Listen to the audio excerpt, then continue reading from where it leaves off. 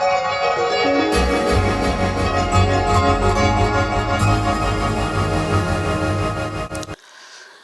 jirtan daawwattoota keenya kabajamoo taphni jaalatamaan Champions League Awurooppaa galgala kaleessa taphatameeti jira. Taphoota Champions League Awurooppaa kan kilaboota gurguddoo addunyaa teenyaatti jaaman afur gidduutti edda galgala taphni mo'atanii dabruu gara marsaa afuraffaadha jechuudha. Edda galgala taasifameeti jira. Filaa Emirates irratti jechuudha. Arsenal Bayern Munich simachuudhaan 2-2 gargar bahuu danda'aniiti jirani. Gama biraatiin Spain irratti jechuudha. Keessaafuu Bernabeu irratti gooliin 6 lakkaa'ameeti jira. Kilaboota gurguddoo addunyaa teenyaatti jechuun ni danda'ama. Real Madrid yeroo 14 waancaa kana injifachuudhaan kilaba adda hin qabnedha. Kilabni adda hin qabne hunga Real Madrid kilabni adda hin qabne kilaba Pep Guardiola Manchester City simachuudhaan 3-3 gargar bahuu dandeetti kan jiru. Edda galgala jechuudha Rodriin yeroo jalqabaatiif jechuudha Manchester City wajjin dorgommii taasiseen guyyoota 429 ol osoo hin mo'amin kilaba kana keessa turuu dandeetti jira. Edda galgalaas gooliiwwan ajaa'ibaa kan Manchester Cityin galchee keessatti jechuudha. Ala ajaa'ibatiin hirmaachaati kan ture. Bukayo Saakaan gama biraatiin Arsenal irratti jechuudha. Galgala Bayern Munich goolii jalqabaa kan galchee Bukayo Saakaadha. Goolii ajaa'ibaa miila bitaatiin jechuudha kan galchuu danda'e. Champions League Awurooppaa irratti jechuudha. Goolii ajaa'ibaa tan galaa turte irratti jechuudha. Bukayo Saakaan taphataa hirmaachaa ture dhagaa. Keessattuu Bayern Munich jechuudha. Edda galgala Arsenal wajjin dorgommii filaa Emirates irratti taasiseen haala ajaa'ibaatiin 2-2 qixa bahuu dandeetti kan jiru. Kun Bayern Munichiif tapha deebii Bayern Munich dirree isaa Allianz Arena irratti Arsenal simatu carraa bal'aadha jechuun ni danda'ama. Edda galgala Arteetaan gooliiwwan ajaa'ibaa tan galaa turan irrattis yaada kannateeti jira. Taphaan boodetti jechuudha. Peenaalitii dhoorkaman irratti jechuudha. Maal akka fakkaatu yaada kannateeti jira. Arteetaan peenaalitiin kan namte haala ajaa'ibaatiin silaa tan kan namuu dandeessu murteessaan taphichaa calleensaan bira dabraniiti jiran jechuudhaan waan adabbii sodaatee calleessee fakkaata Arteetaan. Gama biraatiin jechuudha Arsenal jechuudha keessattuu gama ittistootaatiin dogoggorrii edda galgala raawwate goolii lamaan itti galteef sababa ta'uu dandeetti jechuun ni danda'ama. William Saliba fi akkasumatti Magalhaes gooliiwwan edda galgala galan keessaa harka qabaachuu isaaniitii fi isaan tasgabbaanii kubbaa taphachuu irratti jechuudha. Dadhabinii fi irrannii kanaan irraa mul'ate ta'uudha kan mul'atu. Haa ta'uti garuu Bukayo Saakaan daqiiqaa 12 irratti goolii Ben White isaaf kan haala ajaa'ibaatiin miila bitaatiin gara gooliitti jiruu dandeetti jira. Sanboodetti jechuudha taphataan Arsenal kan duraanii Nabrin jechuudha.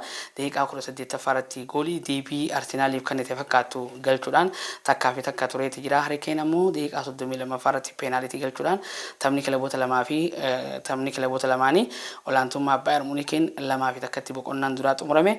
Trossard jijjiiramee seenuudhaan kan goolii galchuun beekamu edda galgalaas Champions League Awurooppaa irratti jechuudha jijjiiramee seenuudhaan daqiiqaa 76 irratti goolii ajaa'ibaa Gabriel Jesus isaaf kanneen galchuu dandeetti jira. Gabriel Jesus fi Trossard jijjiiramanii taphattoota seenanidha. Edda galgala akkuma agarreetti jechuudha. Gabriel Jesus barcuma beenchirraa ka'eeti kan gara dirreedhaatti seenuu danda'e. Haala ajaa'ibaatiin taphattoota ittistoota Bayern Munich jeequudhaan akka ajaa'ibaatti jeequmsa keessa galchee gooliin Trossard galchelleen akka galtuuf gahee mataa isaa taphataa baateedha.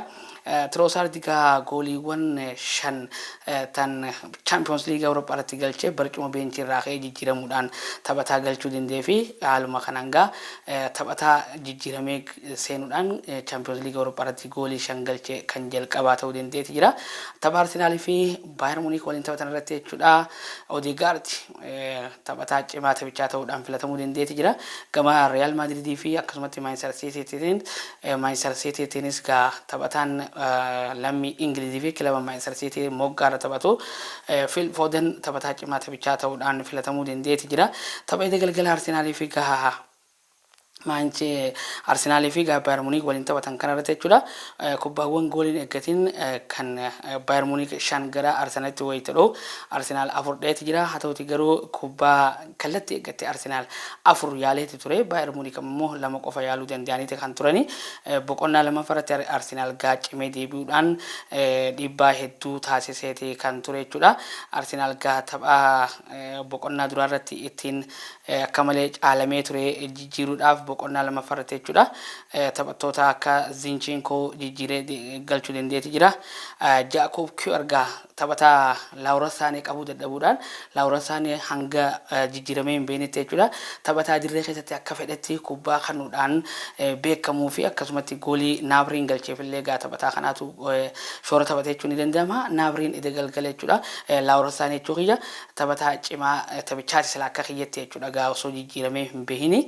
Haa ta'uti garuu Jamaal Musiilaa ergee inni beeboodallee dhabamee ture koomani gaa jijjiiramee kan Laura Sané bakka bu'ee seenee haa ta'uti garuu hagas margaa kooman mul'achuu hin dandeenye.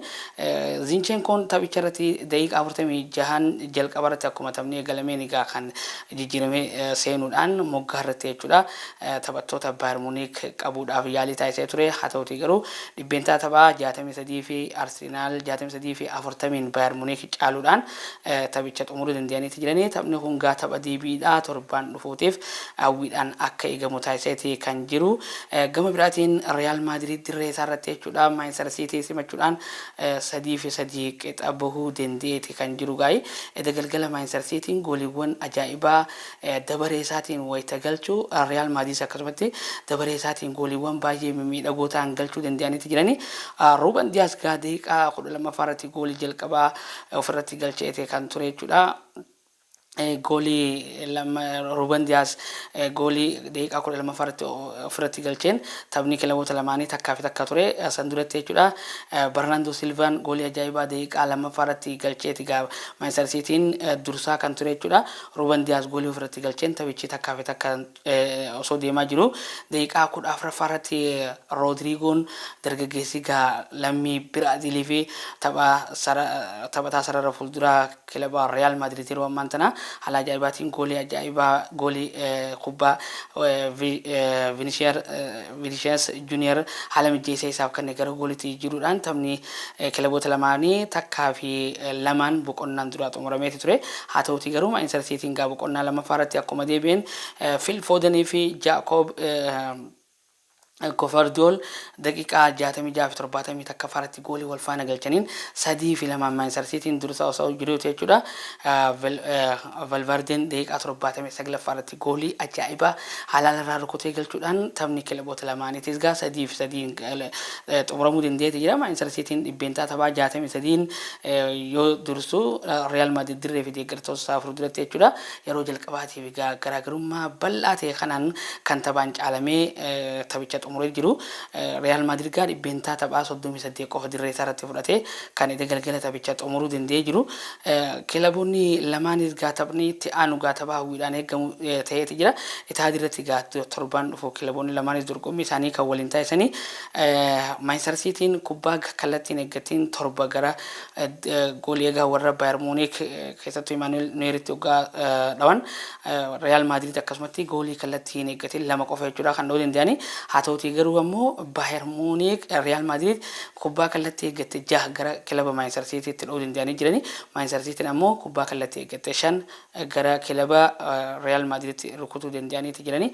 Haa ta'uti garuu gaa kilaboonni kun afran galgala dorgommii isaanii waliin taasisan kun haala ajaa'ibaatiin gaa torbaan dhufu taphni isaanii akka hawwiin eegamu ta'uu danda'eeti jira. Jaalatamaan Champions League Awurooppaa kan bara kanaatu laata eenyu abbaan injifatu kan juuf gaa kan hawwiidhaan eegamaa jiru. Champions League Awurooppaa kana gaa yeroo hanga dorgommii hanga ammaatti taasifameen taphni 114 taasifameeti jira.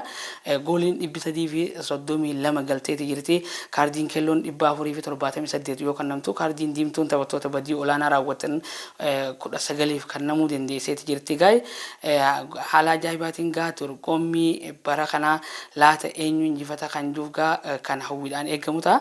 Bara dabre gaa Manchester Cityin Inter Milan takkaa fi duwwaatti injifachuudhaan waancaa Champions League Awurooppaa, waancaa Premier League Ingiliz, waancaa FA Cup akkasumatti waancaa kilaboota addunyaa hundaa'u gaa walitti qabatee Manchester Cityin bara dabre kan injifateedha. Chaampiyooniin bara dabre Manchester Cityin bara noolaata dorgommichanii injifatamu akkamiin kan waliin laallu ta'a.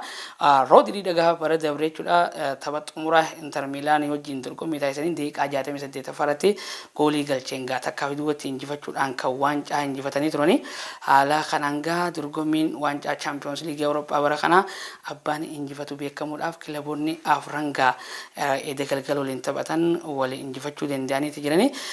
Boru galgalaas gaa taphni Champions League Awurooppaa kun itti fufee kan taphatamu ni ta'a.